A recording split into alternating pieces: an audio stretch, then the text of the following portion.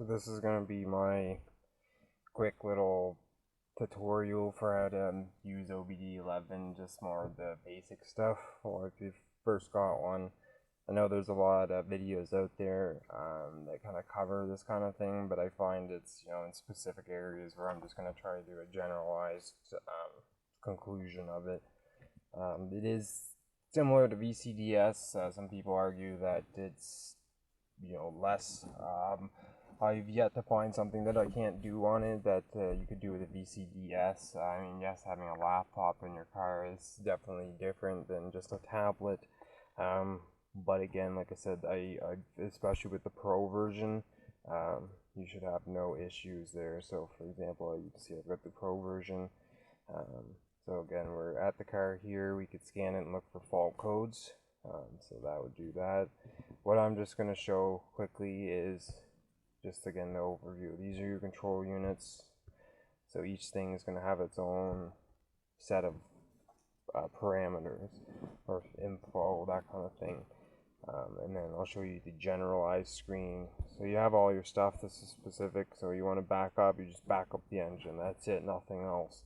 So what you essentially want to do is go ahead and tap on the car, and then you get kind of a general of everything where you can do something like a full backup.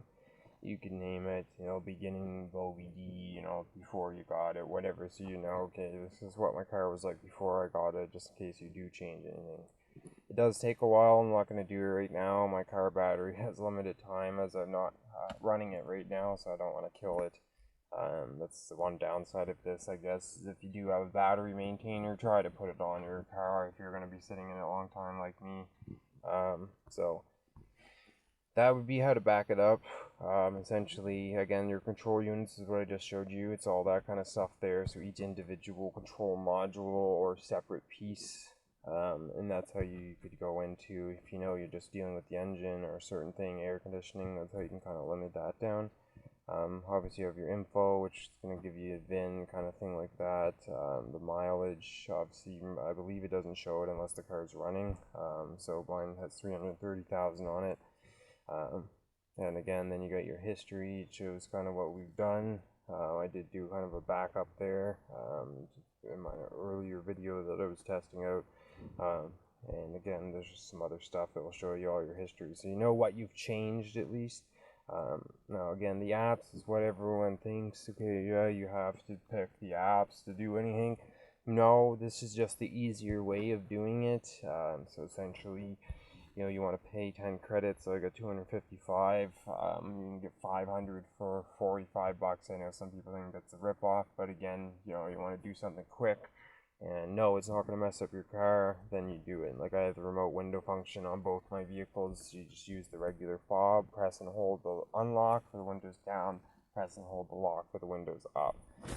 Again, as you can see, I do have a $60 tablet. It's not the best. I am an iPhone user by habit, so if you have a Android Galaxy phone or something really good, an LG G7, it's gonna work wicked. My loading times it's actually not the app. I've used it on other phones and it's amazing. Like on my iPhone, it's really fast.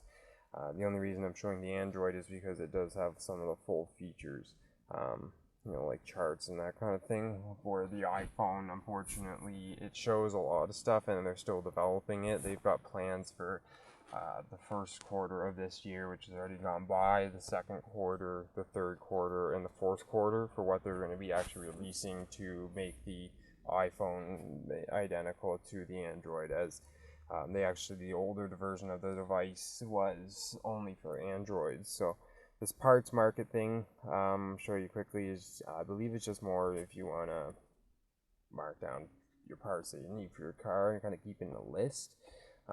Again, there's not really much to it. You can add stuff, obviously, condition, do a bunch of stuff. It's pretty cool.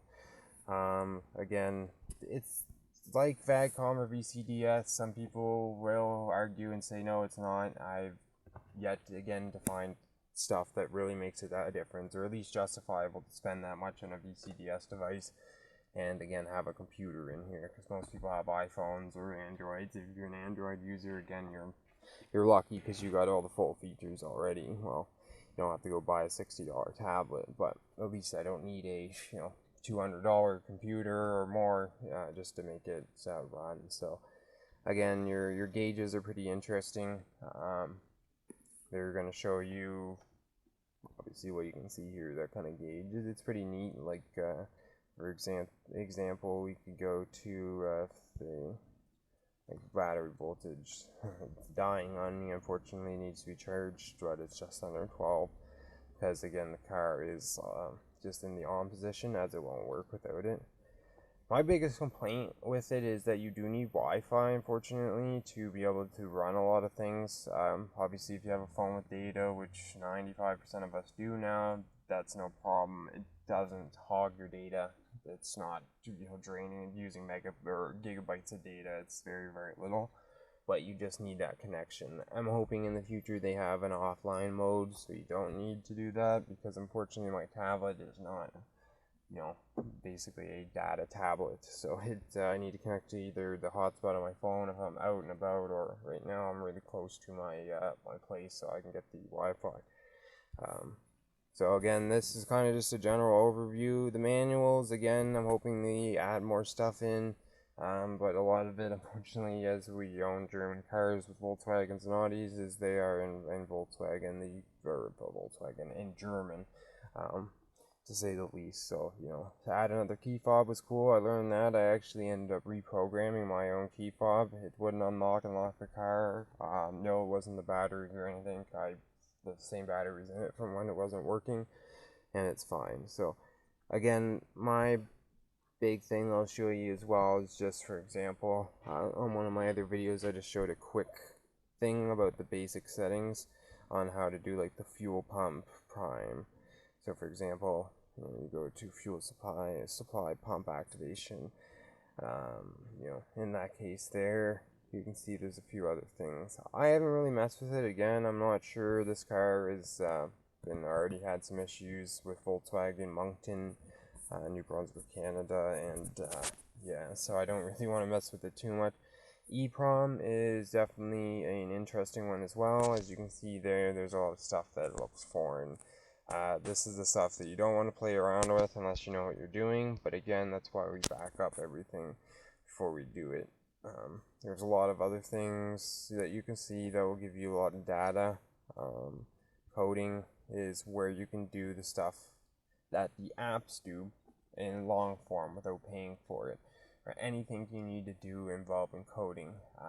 Obviously, I don't know all the stuff that you can do with coding yet, but knowing about computers and that kind of thing, I can tell you that it's definitely a big list, and you can mess things up. You can do some pretty wicked things too, and the support forums, and even VCDS, as long as you follow some things and you're kind of smart enough to know that the interface may be different. Instead of live data, it may say data. So if you go on VCDS's Rostec website and it says how to do the window remote up and down, it's you go into output and it's this channel and you change this to that, you know as well. So again, in that case, basically this was just try to do a quick tutorial. I may do a better one in the future, but again, it's just to show you a little bit about the Android version of the software there.